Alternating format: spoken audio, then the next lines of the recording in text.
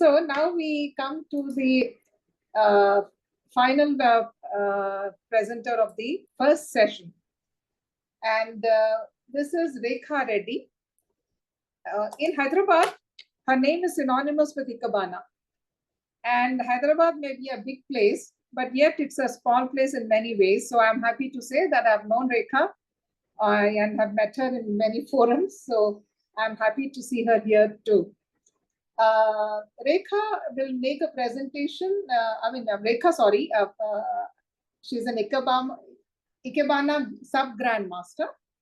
She's a heritage lover, of course, like all of us, and a museum visitor, like all of us again, who believes that we need to increase the number of visitors to the museum. And that is why she chose the topic, engaging the museum visitor, which I think is a very critical component of the survival of museums in the future. Over to you, Rekha. Thank you so much. Thank you, Dr. Kedareshwari and BDS for the opportunity to share my views on engaging the museum visitor. Thank you, Kinara. Nice to see you again. So I'm nowhere close to all the other speakers about museums. My knowledge is very, very minimal. But this is just a different viewpoint I wanted to give you with my interaction with museums. So I find them, of course, a treasure because what their museums and what they house is amongst the world's most fascinating places, according to me. And we have so many in our country, and they cater very well to the interests of the public. Apart from a couple of visits to Salarjung Museum when I was in school, my main tryst with the museum, the Salarjung again, came about 20 years ago. Being a master of Ikebana, the Japanese style of flower arrangement, we did Buddha Pushpanjali, a floral tribute to that's an exhibition of Ikebana arrangements depicting the life of Buddha. That was my contribution on the occasion of the ongoing National Seminar on Buddhism. And Dr. Kedareshwari was the kind support and backbone of the event. And she was instrumental in His Holiness the Dalai Lama lighting the lamp and inaugurating the exhibition also. The invite went out from the director of the museum and received a great response given the novel idea. A couple of beautiful small metal Buddha figures from the museum were displayed alongside the floral arrangements and under the supervision of the curator, of course. And a connection was made with the major Japanese art, as the museum has an interesting collection of Japanese vases and artifacts also. A few years ago, at the same premises, the Hyderabad Ohara Ikebana chapter had another large exhibition with a variety of creations by many participants. So organizing such events in collaboration with other artists and associations brings in different sets of people and spikes the curiosity of visitors. I've noticed that over the many exhibitions that we've done in museums and other places also. In fact, in early 2020, a group of us had a show of Japanese Ikebana with Indian textiles, and we wove both the cultures into a single fabric of art. So two cultures sharing a platform with plant-based products. And like Dr. Rajiv Lochan said, both areas have a common denominator of creativity, whatever we do.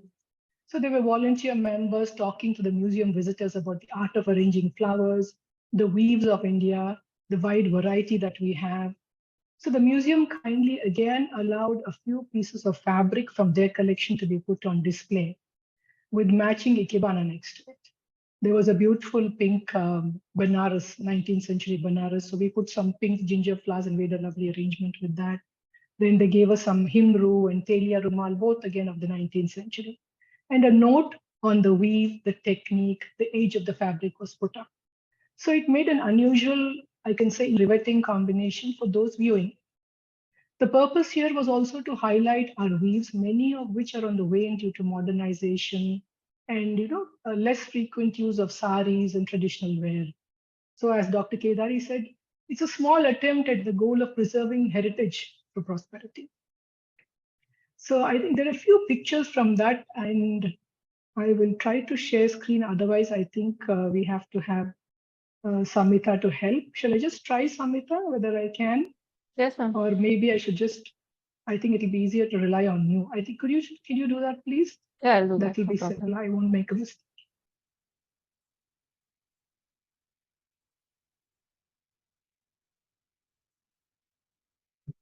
Just a few pictures of some of the arrangements we did at the museum. So this was in 2001. I even forgot the date till I saw this yesterday. So it was on behalf of the museum, and we did this. I just like the concept, I designed it. So you can move on to the next one, please. It was in the Salajan Museum at the national seminar. And just to show you the Dalai Lama, yes, he was lighting the lamp, and you can see Dr. Kedari. It was a good 20 years ago, so you might not recognize either Dr. Kedari or me because we look much more different. And the next one, please. In fact, he himself mentioned that, oh, I didn't think you can represent Buddhism like this through flowers. So it catches the attention of many people. This is one of the figurines we use with Buddha sitting under a Bodhi tree and meditating through Ikebana. The next one, please.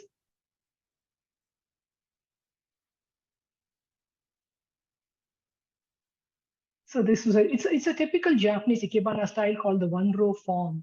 And this we did in front of, again, one of the antique Buddha figures. This is where he inaugurated. So it was juxtaposing both the art forms. So many people who just walked into the museum and didn't expect this, their curiosity gets spiked. The next one, please. I sent it to Samita last minute. Sorry, Samita. No problem, ma'am. It's just not So playing this in a is the sequence. so this was Buddha Pushpanjali, a floral tribute. So we did each arrangement starting from when he was born and the 7 lotus spring up. So we did a stepwise series of his life through flower arrangements. Next one, please.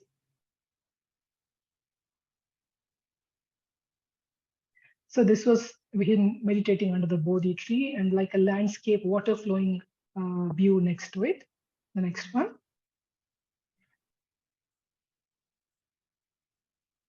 So this is when he was born. 7 lotus were supposed to have sprung up from. I'm afraid the pictures are very old and not as clear because it was different at that point of time with my photography, but just to give you an idea. And the next one, please. So this was at a group exhibition which the chapter did, the Ikebana Hyderabad chapter did a large exhibition of Ikebana in the museum premises. So it gets a different set of people into the museum. Next one.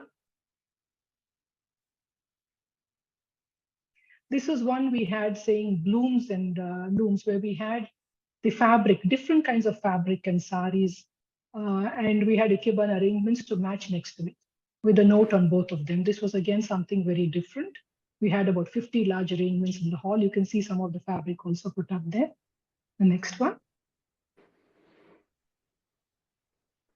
So this is a beautiful 19th century Banaras sari, and we had a matching Ikebana style arrangement with the same colored pink ginger flowers. And since this had a gold weave in it, so we took this brass colored plates and put them on the wall there. So different elements into the same thing. The next, please. So this is the next one.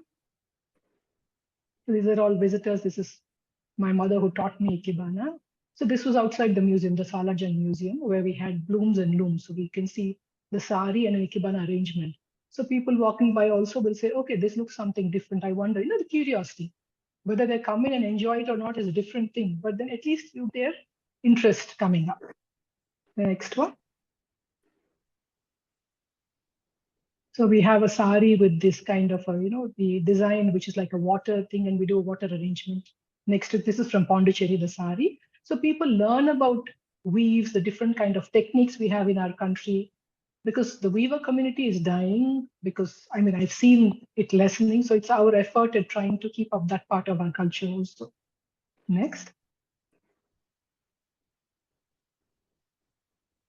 See some of the examples. Next, please.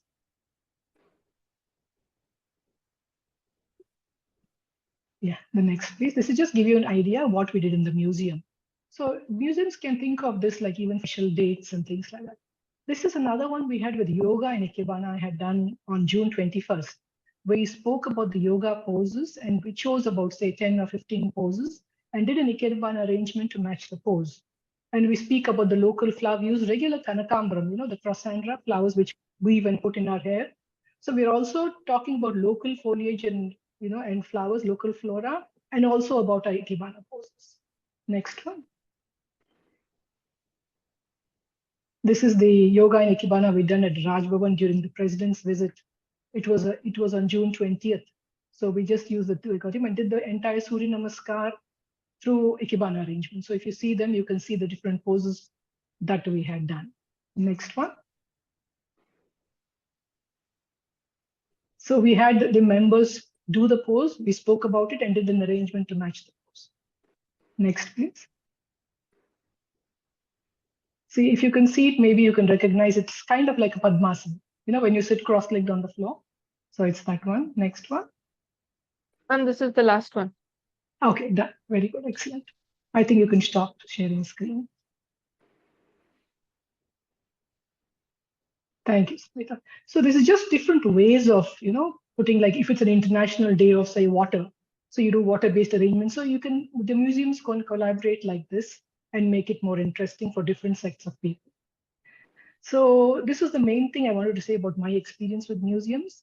Apart from that, I noticed that people have a, what we say, like a kind of a love-hate relationship with museums. So they either love them or they're completely apathetic because depends on what their interests are. For example, I'd say I would go maybe with my older son and be happy amidst the collection of paintings and sculptures, whereas probably my younger son and husband won't last even 5 minutes in that museum. But they would happily spend hours in a natural history museum or something like a curation of vehicles over the centuries.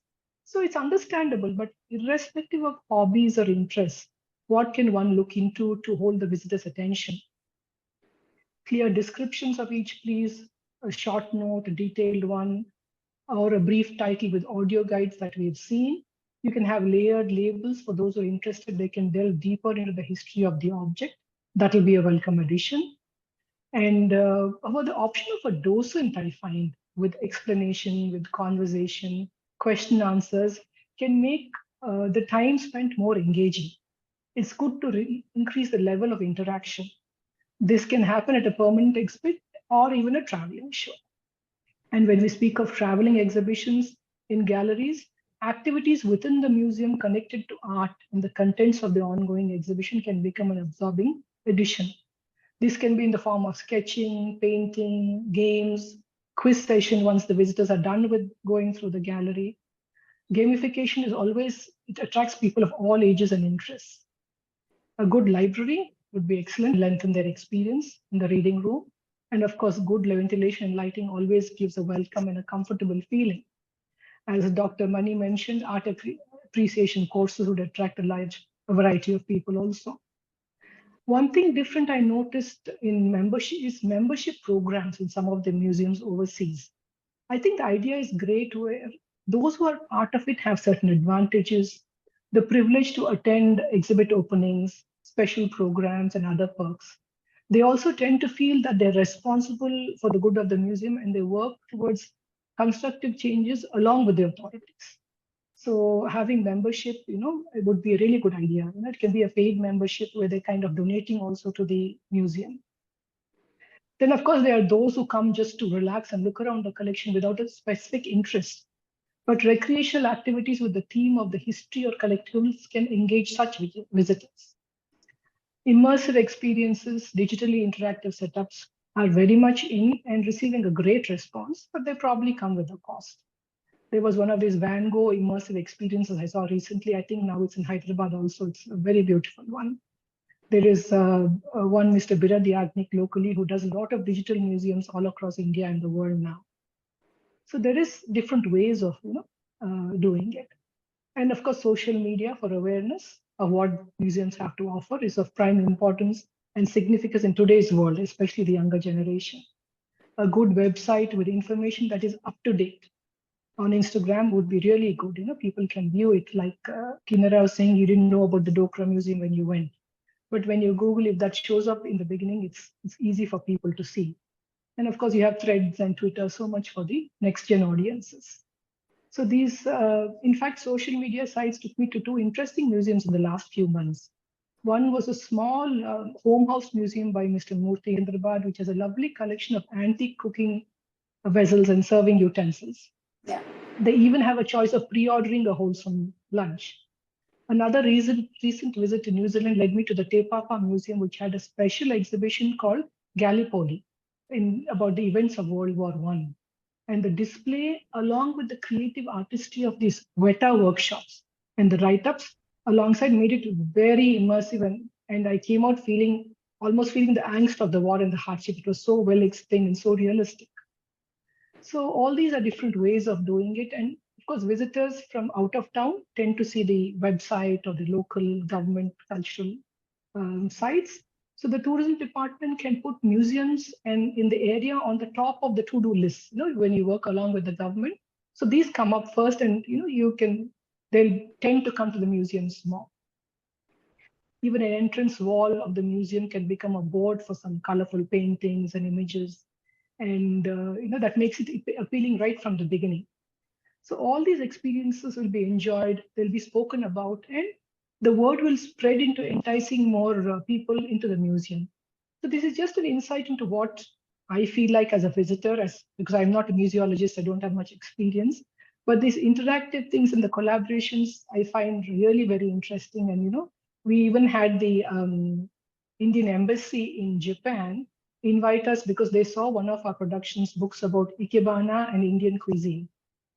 And they invited us. We had a book launch and put up an exhibition in Tokyo in the Indian Embassy 2 years ago, and invited all the local people to. So they came, saw not Ikebana, which is their own art, but we spoke about Indian cuisine and Indian cooking. So different ways of spreading interest. Thank you so much, and I hope I haven't taken too much time. Thank you so much for the opportunity. No, you did not take too much time, and I think that was very crisp and sweet and important, because you talked about what museums actually need today. It is not the artifacts that they have or the knowledge that they have, but how to attract more people. That's a very, very critical point. Now it's open to questions. Anybody wants to ask any question? People are not interested in asking questions. Huh? What's happening? I think more than interested in asking questions, the presentation was such a beautiful one with all it was so unique. Every time I see her presentations and the chapters presentation in Hyderabad, मैं मुग्ध हो जाती हूँ. That I can say. Recently, she had a workshop for children, and I visited that. And some of the issues which which I spoke about in the morning, climate change, environment pollution, the children addressed those concepts. That was so impressive. Maybe someday I'll be using it. I should have used it in the morning presentation, but the whole, the timing and all, I took such little time for myself, but I crossed the time limits, but nobody reminded me, So, seeing all these museums, all the museums. So as each speaker is speaking, my mind is coming up with ideas in that museum. We can collaborate with this to showcase their artwork and do flowers. Start thinking differently. There's so much opportunity. I think I would take this opportunity, Kenara, also you, all the major people here, all our professionals, we should have a, offline meeting on, Indian garland making. Think about it, because this Indian garland making is mentioned in stone inscriptions, which are with Mysore ASI. Okay. And garland making has reached such proportions universally that housewives in USA, Indian housewives, are preparing garlands as a time pass and for the very important dollar. And they're coming up with new concepts. My battery is running low, I have to charge it. So I think we should think about this, Rekha, from Ikebana to Indian garland making. Okay. So I have a question. Yeah. I have a question if there is time. Yeah, there is. All the question times we added up and we made up the time. Yeah. Okay. Ma'am, one thing I wanted to ask, presentation, every time that you make an Ikebana presentation is extremely interesting. It keeps me wondering every time is that when we deal with plants and the subjects that you deal with are by default extremely soft and very creative in their own nature. What is your take on what happens to the museum objects and elements which are ages old and very, pardon my language, but very boring in their own nature? And what can be done about how do we engage audiences to be more interested about the elements which are not very instantly attractive in that sense? What you said is good, because there are some objects which will interest some people, which will not interest some. But this simple idea, like I gave about there was one fabric which we used in one of the experiments, Telia Rumal, which given its age was looking kind of dull, and it was there in one corner. People might not have paid much interest to it. It was neither attractive color-wise, nor probably maybe the lighting that day. But when we put it up against this arrangement, along with the arrangement, and gave the note, automatically everybody who was seeing the arrangement was noticing that they were trying to get be connected it with the color or the backdrop. The container was that color, so the interest comes about. So occasional things like this. I'm speaking in my point of view because I do so much of flower arrangement, but that way you can do it in different ways. Like for example, if it's containers, you have beautiful containers and exhibitions. They could be cooking vessels. So have an event one day where you probably would put a dish there, which is made using such a container, not that container, obviously it's an antique, but a similar container, and speak about the dish, how that container, like if you have an old wooden terracotta pot, the flavors that come out of cooking on a pot or with a wooden stove is different. So talk about that, and then the interest in the container also comes up. So there's so many ways of creating interest. It's just, you have to get your creativity going and you'll find a way out. This question, thank you, ma'am. This question actually comes to me because as designers, when we visit museums, we do have an academic background and the eye to see, and we know the importance of the objects there. But when with my fellow travelers or people around that we've seen, sometimes very beautiful and very historically important objects are actually kept in such a way that people just bypass it because there is no attention created by the way it is displayed and presented in the museum. So once that interest can come about, or once the objects are displayed in such a way that people might want to actually go and see the way so many historically important like Mona Lisa and other paintings that people actually have it as an intent in their mind and they go and visit the museum specifically for that. So in our Indian context, a lot of museums and places that are seen, I feel that they do need this element. Yes, that way you have to highlight that, and also being closely working with the press and getting them to highlight a certain object or a certain area of the museum every month or every couple of months. Focus on one area of your museum, do a write-up on it, and do some creative pictures in that write-up. It'll get people to come and want to see that part of the gallery. That's just an idea that's coming up. True, very true. Thank you, ma'am. Thank you. Thank you, Rekha, for your nice presentation, colorful presentation, and it warmed up everybody's hearts, definitely. Just to see what we have learned today in the first session, we had 4 speakers. Professor Poonam Chowdhury, who talked on the research in the museums of J&K issues and challenges. Then we had Professor Achal Pandya talking about educational activities in NCA.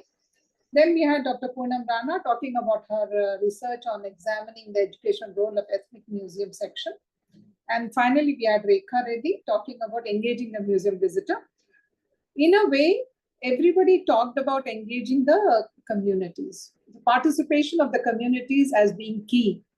This is one thing that has come in all the 4 presentations. It is not how much we have funds or how much we are doing, how much it needs to be done, how do we go about it, but much more focusing on participation of communities and offering varied experiences for education, enjoyment, reflection, knowledge sharing, basically immersive edutainment. I think this is something which we cannot forget.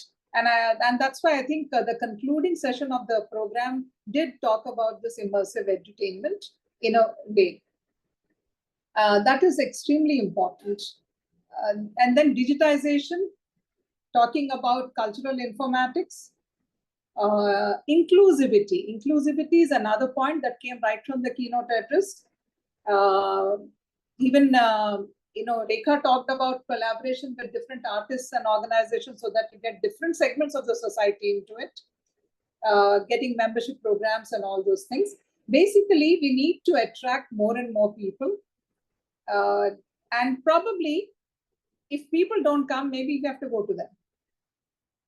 I mean, that's exactly what we also did at HLF. When people didn't come to the places where we went to them. And then we were totally rewarded by unprecedented crowds. So, and then the exhibitions on wheels, taking art to communities also helped. Outreach programs are going to help a lot. So these are things that museums have to focus on in future.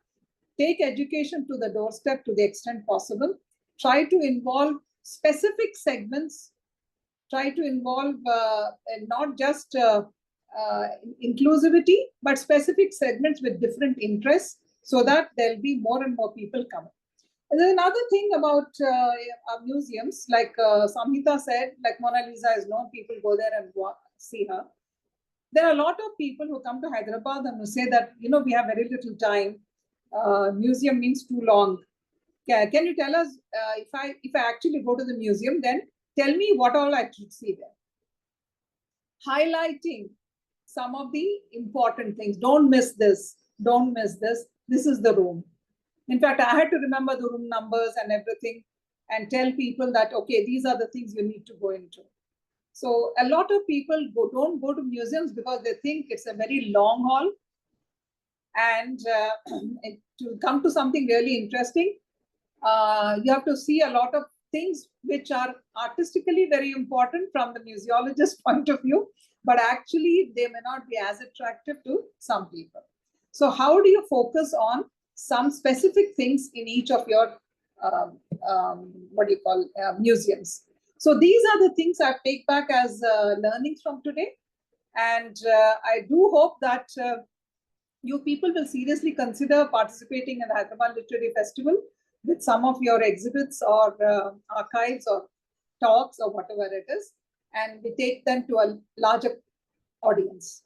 Thank you very much for giving me this opportunity.